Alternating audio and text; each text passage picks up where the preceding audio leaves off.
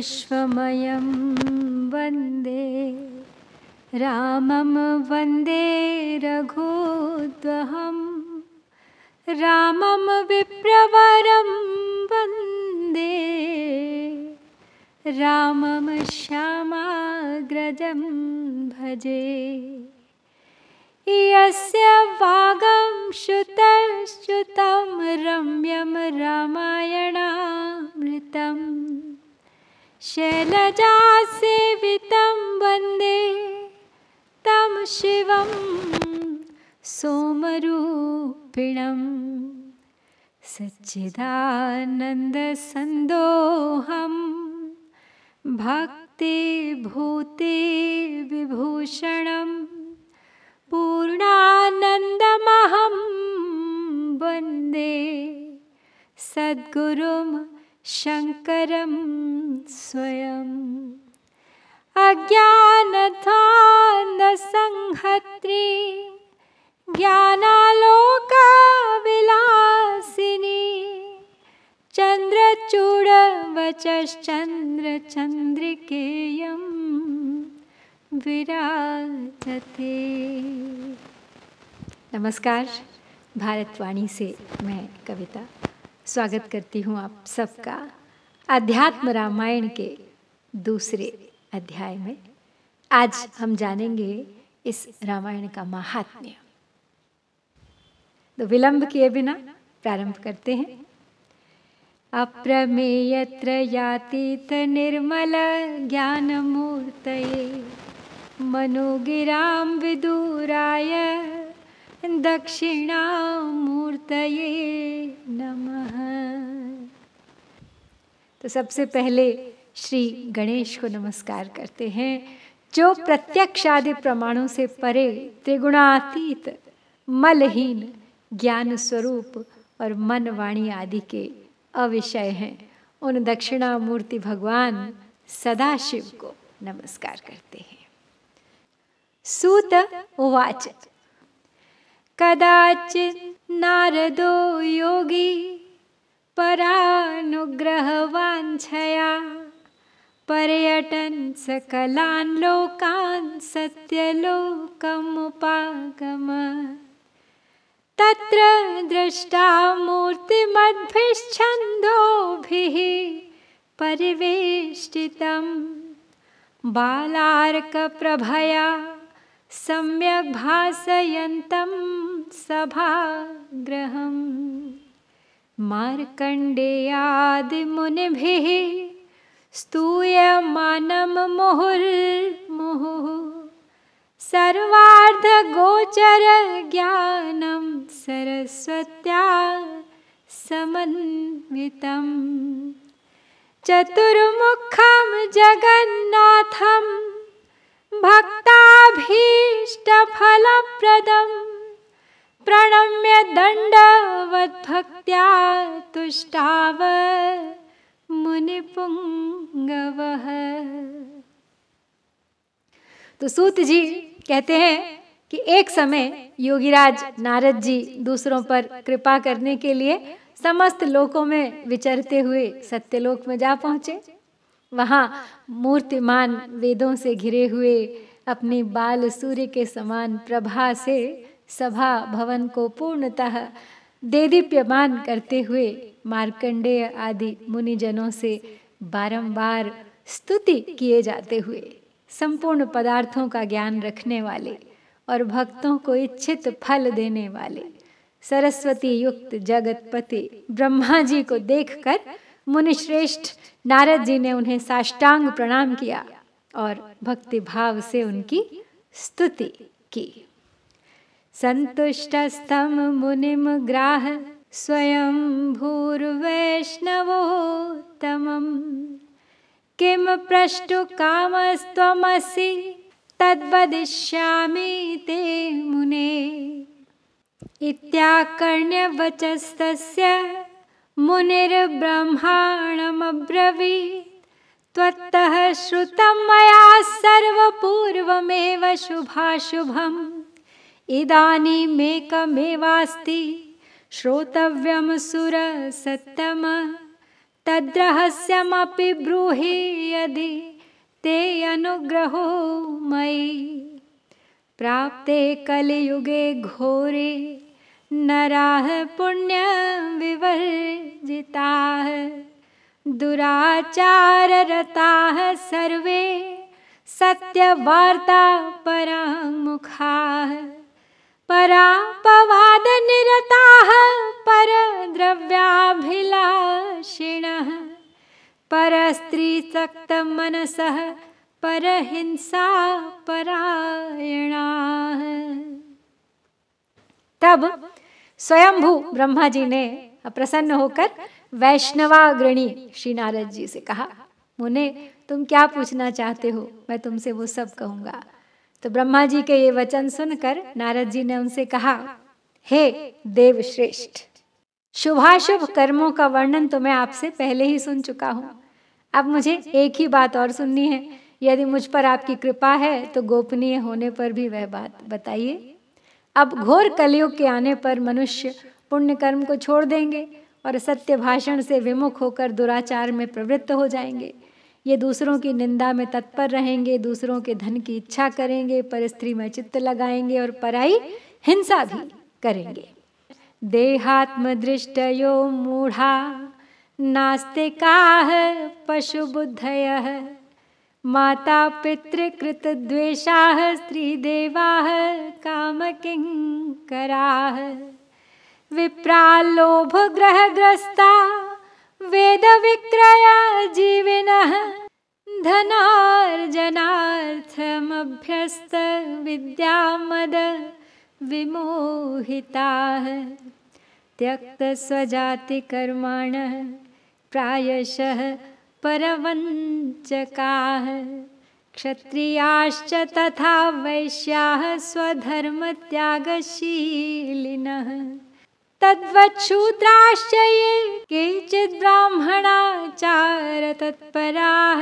स्त्रियश्च प्रायशो भ्रष्टा भर्तृवज्ञाननिर्भयाः। श्वशुरद्रोहकारिण्यो भविष्यन्ति न संशयः।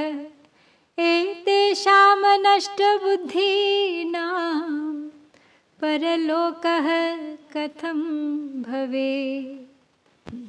तो कलयुग में आगे क्या होगा उसकी चिंता है। तो कहते हैं आगे कि वे मूढ़ देह में ही आत्मबुद्धि करेंगे, शास्त्र और ईश्वर से विमुख हो जाएंगे, उनकी बुद्धि पशुओं के समान हो जाएगी, काम के गुलाम होकर स्त्री के भक्त और माता पिता के द्रोही बन जाएंगे। ब्राह्मण गण लोभ रूपी ग्राह से ग्रस्त और वेद बेचकर अपनी आजीविका चलाने वाले हो जाएंगे। वे धनोपार्जन के लिए ही विद्याभ्यास करेंगे और विद्या तथा ब्राह्मणत्व के मद से उन्मत्त हो जाएंगे। क्षत्रिय और वैश्यगण भी स्वधर्म को त्यागने वाले तथा अपने जाति कर्मों को छोड़कर प्रायः दूसरों को ठगने वाले ही हो जाएंगे। तो इसी प्रकार जो शूद्र होंगे वे भी ब्राह्मणों के आचरण में तत्पर हो जाएंगे तथा स्त्रियां प्रायः भ्रष्टाचारिणी और अपने पति का अपमान करने में निडर हो जाएंगी। निस्संदेह वे अपने सास ससुरों से भी द्रोह करेंगी। इन नष्ट बुद्धियों का परलोक किस प्रकार सुधरेगा हे प्रभु। इति चिंताकुलं चित्तं जायते मम संततम्। लघुपायेन येनैपां परलोक गतिर्भवेत्। तमोपायमुपाख्याहि सर्वं वेत्ति यतो भवान्। इत्रिशैर्वाक्यमाकर्ण्य प्रत्युवाचाम्बुजासनः। साधु पुष्टं त्वया साधो वक्ष्ये तच्छृणु सादरम्। पुरा त्रिपुरहन्तारं पार्वती भक्तवत्सला। श्रीरामतत्त्वं जिज्ञासुः पप्रच्छ विनयान्विता। प्रियायै गिरिशस्तस्यै गूढं व्याख्यातवान् स्वयं। पुराणोत्तममध्यात्मरामायणमिति स्मृतम्। तत्पार्वती जगद्धात्री पूजयित्वा दिवाशिनम्। आलोचयन्ति स्वानन्दमग्ना तिष्ठति साम्प्रतम्। तब नारद जी आगे कहते हैं कि बस यही सब मेरी चिंताएं हैं और इसी सब से मेरा चित्त जो है वो निरंतर व्याकुल रहता है। जिस सुगम उपाय से इनका परलोक सुधर सकता हो, अब आप मुझे वो उपाय बताइए, क्योंकि आप सभी कुछ जानते हैं। तब देवर्षि नारद के ये वचन सुनकर कमलासन ब्रह्मा जी बोले, हे साधो, तुमने बहुत अच्छी बात पूछी है, मैं अब उसे बताता हूँ, तुम श्रद्धा पूर्वक सुनो। पूर्व काल में भक्तवत्सला पार्वती जी ने श्री राम तत्व की जिज्ञासा से त्रिपुर विनाशक भगवान शंकर से विनय पूर्वक प्रश्न किया था। तब अपनी प्रिया से श्री महादेव जी ने जिस गूढ़ रहस्य का वर्णन किया था वह उत्तम पुराण अध्यात्म रामायण के नाम से प्रसिद्ध हुआ। अब जगत जननी पार्वती जी उसका पूजन कर रात दिन उसी का मनन करके आनंद में मग्न रहती हैं।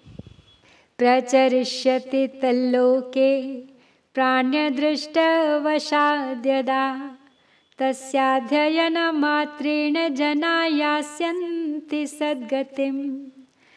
तावद् विजृम्भते पापं ब्रह्म हत्या पुरःसरम् यावत् जगति नाध्यात्म रामायणम् उदेष्यति तावत् कलिमहोत्साहो निःशङ्कं सम्प्रवर्तते। यावत् जगति नाध्यात्म रामायणम् उदेष्यति तावद्यमभटाः शूराः सञ्चरिष्यन्ति निर्भयाः। यावत् जगति नाध्यात्म रामायणम् उदेष्यति तावत् सवर्णानि शास्त्राणि विवदन्ते परस्परम्। तावत् स्वरूपं रामस्य दुर्बोधं महतामपि यावत् जगति नाध्यात्म रामायणम् उदेष्यति। आगे कहते हैं ब्रह्मा जी कि जिस समय प्राणियों के सौभाग्य से उसका लोक में प्रचार होगा अध्यात्म रामायण का, उस समय उनके अध्ययन मात्र से लोग शुभ गति प्राप्त करेंगे। संसार में ब्रह्म हत्या आदि पाप तभी तक रहेंगे जब तक अध्यात्म रामायण का प्रादुर्भाव नहीं होगा।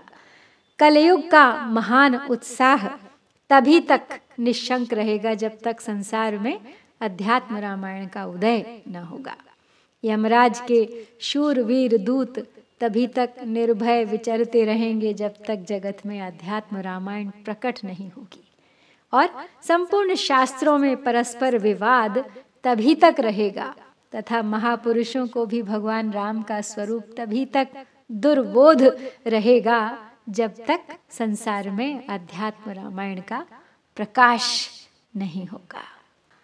अध्यात्म रामायण संकीर्तन श्रवणादिजं फलं वक्तुं न शक्नोमि कार्त्स्नेन मुनिसत्तम तथापि तस्य माहात्म्यं वक्ष्ये किञ्चित् तवानघ शृणु चित्तं समाधाय शिवेनोक्तं पुरा मम अध्यात्म रामायणतः श्लोकं श्लोकार्धमेव वा यः पठेत् भक्तियुक्तः स पापान् मुच्यते क्षणात्। यस्तु प्रत्यहम् अध्यात्म रामायणमनन्यः यथा शक्ति वदेत् भक्त्या स जीवन् मुक्त उच्यते। यो भक्त्यार्चयते अध्यात्म रामायणमतन्द्रितः दिने दिने अश्वमेधस्य फलं तस्य भवेन्मुने यदृच्छयापि यो अध्यात्म रामायणमनादरात् अन्यतः शृणुयान्मर्त्यः सोऽपि मुच्येत पातकात्। नमस्करोति यो अध्यात्म रामायणं मधुरतः सर्वदेवार्चन फलं स प्राप्नोति न संशयः। तो कहते हैं आगे वे कि हे मुनिश्रेष्ठ, मैं अध्यात्म रामायण के कीर्तन और श्रवण से होने वाले फल का पूर्णतया वर्णन नहीं कर सकता, तथापि हे अनघ, मैं तुम्हें उसका थोड़ा सा महात्म्य सुनाता हूँ। इसे पूर्व काल में मुझे शिवजी ने कहा था। जो पुरुष अध्यात्म रामायण का एक अथवा आधा श्लोक भी भक्ति पूर्वक पढ़ता है वह तत्क्षण पाप मुक्त हो जाता है। जो इस अध्यात्म रामायण को नित्य प्रति अनन्य बुद्धि से भक्ति पूर्वक यथाशक्ति सुनाता है वह जीवन मुक्त कहलाता है। हे मुने, जो पुरुष आलस्य छोड़कर भक्ति भाव से प्रतिदिन अध्यात्म रामायण का पूजन करता है उसे अश्वमेध यज्ञ का फल प्राप्त होता है। और जो मनुष्य दूसरों से अनियम पूर्वक अनादर से भी अध्यात्म रामायण श्रवण करता है वह भी पातक से छूट जाता है। तो जो कोई अध्यात्म रामायण के निकट जाकर उसे नमस्कार मात्र भी करता है तो वह समस्त देवताओं की पूजा का फल पा जाता है, इसमें संदेह नहीं है। लिखित्वा पुस्तके अध्यात्म रामायणम शेषतः यो दद्याद् राम भक्तेभ्यस्तस्य पुण्यफलं शृणु। अधीतेषु च वेदेषु शास्त्रेषु व्याकृतेषु च यत्फलं दुर्लभं लोके तत्फलं तस्य संभवेत्। एकादशी दिने अध्यात्म रामायणम् उपोषितः यो राम भक्तः सदसि व्याकरोति नरोत्तमः तस्य पुण्यफलं वक्ष्ये शृणु वैष्णवसत्तमः। प्रत्यक्षरं तु गायत्री पुरश्चर्या फलं भवेत्।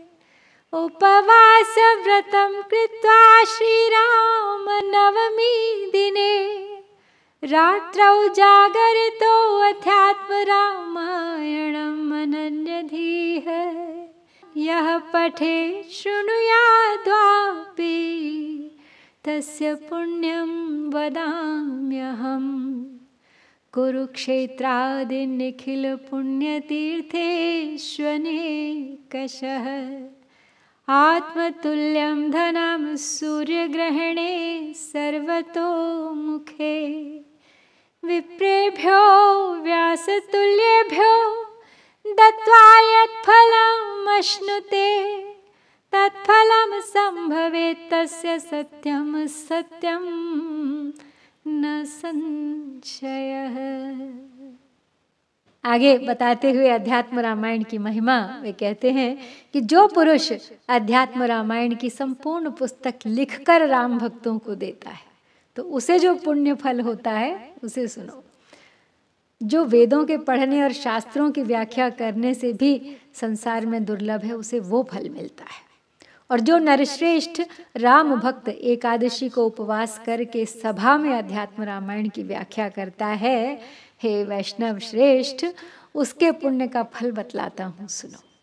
उसे एक एक अक्षर के पढ़ने में गायत्री के पुरश्चरण का फल मिलता है। और जो पुरुष रामनवमी के दिन निराहार रहकर और फिर रात्रि को जागरण कर अनन्य बुद्धि से अध्यात्म रामायण को पढ़ता या सुनता है, अब मैं उसका पुण्य बतलाता हूँ, सुनिए। कुरुक्षेत्र आदि संपूर्ण पवित्र तीर्थों में सर्वग्रस्त सूर्य ग्रहण के समय अनेकों बार व्यास जी के समान ब्राह्मणों को अपने बराबर धन देने से जो फल प्राप्त होता है उसे वही फल प्राप्त होता है, इसमें कोई संदेह नहीं। यह सर्वथा सत्य है, सर्वथा सत्य है। योगायते मुदाध्यात्म रामायणमहर्निशम् आज्ञां तस्य प्रतीक्षन्ते देवा इन्द्र पुरोगमाः। पठन् प्रत्यहम् अध्यात्म रामायणम् मनुव्रतः यद्यत् करोति तत्कर्म ततः कोटिगुणं भवेत्। तत्र श्रीराम हृदयं यः पठेत् सुसमाहितः स ब्रह्मज्ञोऽपि पूतात्मा त्रिभिरेव दिनैर्भवेत्। श्रीराम हृदयं यस्तु हनुमत्प्रतिमान्तिके त्रिः पठेत् प्रत्यहं मौनी स सर्वेत्सितभाग् भवेत्। पठन् श्रीराम हृदयं तुलस्यश्वत्थयोर्यदि प्रत्यक्षरं प्रकुर्वीत ब्रह्महत्या निवर्तनम। आगे बताते हुए महिमा कहते हैं कि जो मनुष्य अहर्निश प्रसन्न चित्त से अध्यात्म रामायण का गान करता है उसकी आज्ञा की इंद्र आदि देवगण भी प्रतीक्षा किया करते हैं।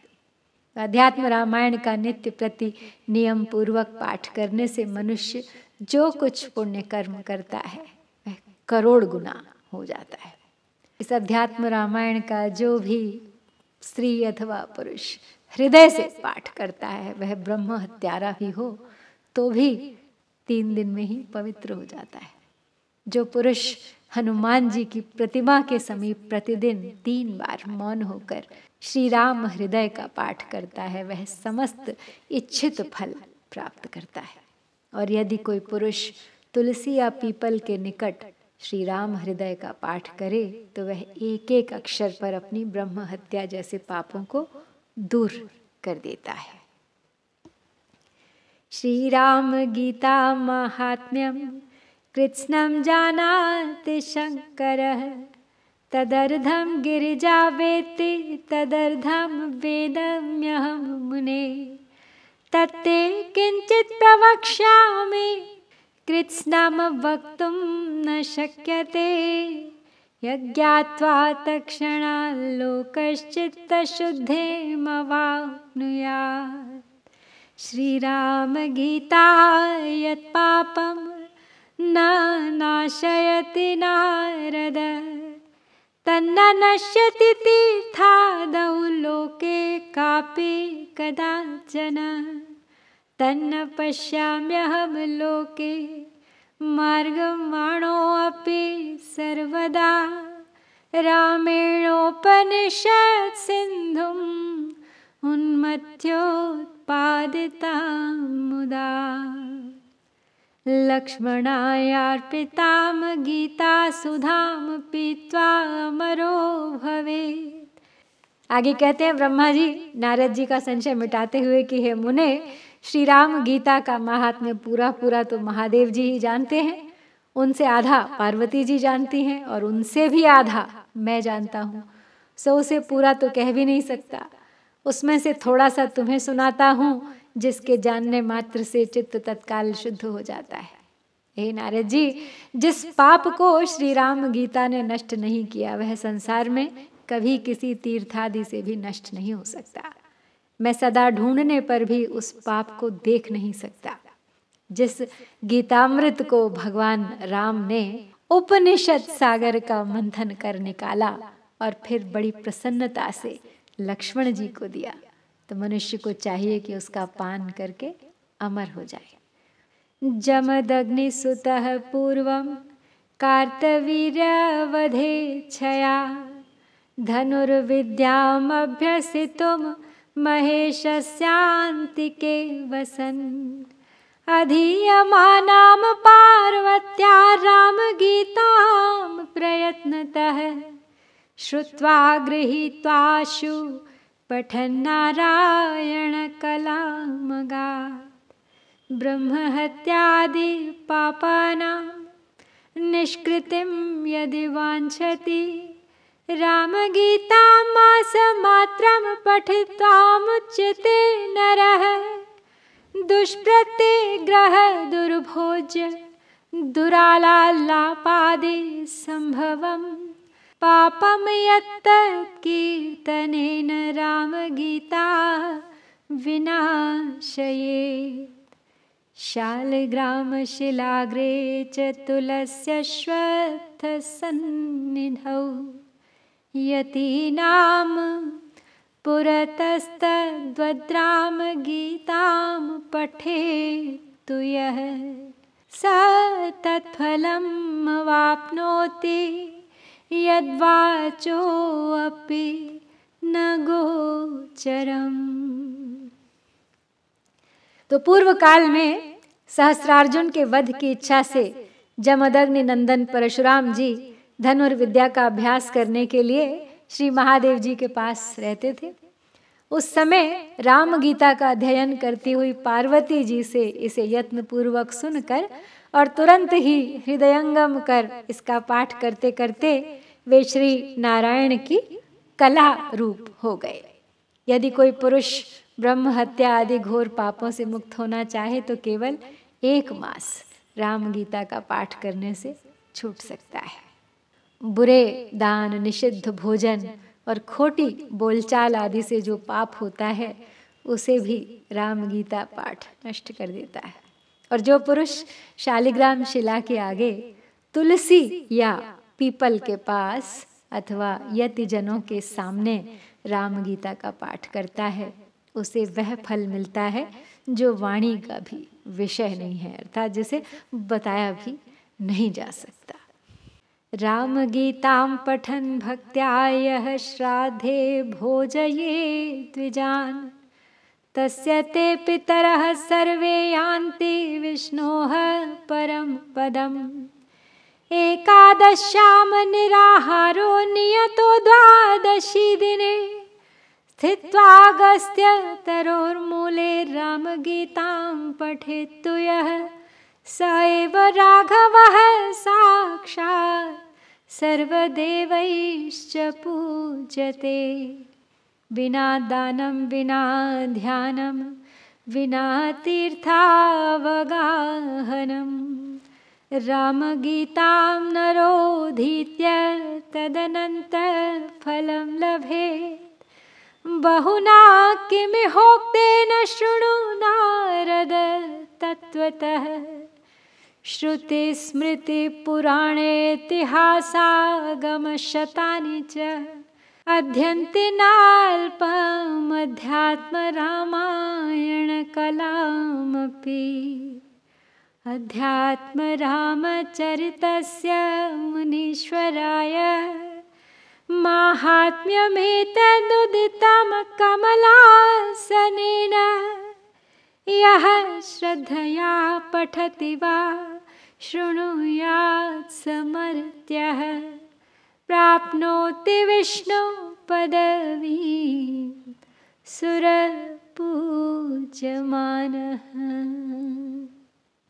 आगे कहते हैं कि जो मनुष्य श्राद्ध में राम गीता का भक्ति पूर्वक पाठ करके ब्राह्मणों को भोजन कराता है उसके वे समस्त पितृगण भगवान विष्णु के परम धाम को जाते हैं। और जो पुरुष एकादशी के दिन निराहार और जितेंद्रिय रहकर द्वादशी को अगस्त्य वृक्ष के नीचे बैठकर राम गीता का पाठ करता है वह साक्षात राम रूप ही है।